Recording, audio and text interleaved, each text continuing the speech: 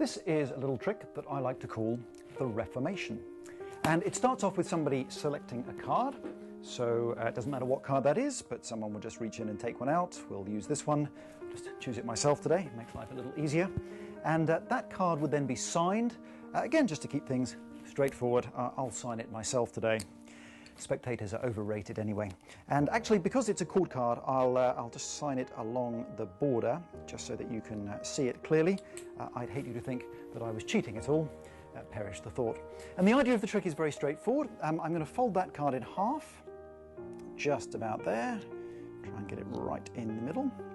And then in half again, just like that. And if my basic mathematics serves me, that makes quarters. And the reason for doing this is it gives me these nice creases in the card, which would allow me to tear it up if I wanted to. As it happens, I do. I'm going to tear it just down the middle, just like this. And I hope you can see that this is a genuine tear. Sometimes people think that I haven't really torn the card, it's just some sort of an illusion, but I really have torn that card. And in fact, if I continue to tear it just down the middle like this, then that would give me two halves of that card.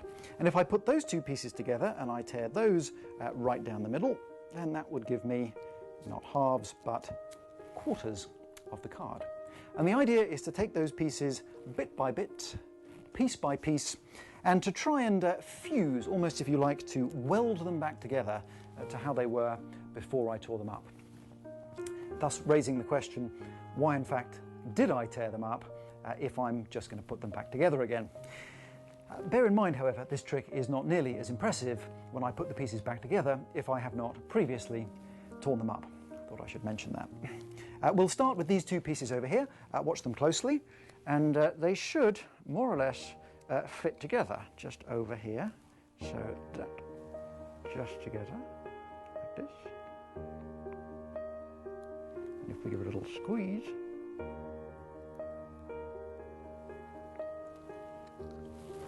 it seems to be working.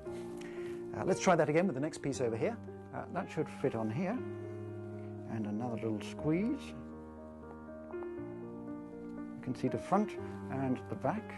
There's no glue, no tape holding it together. It really is back to how it was a moment ago.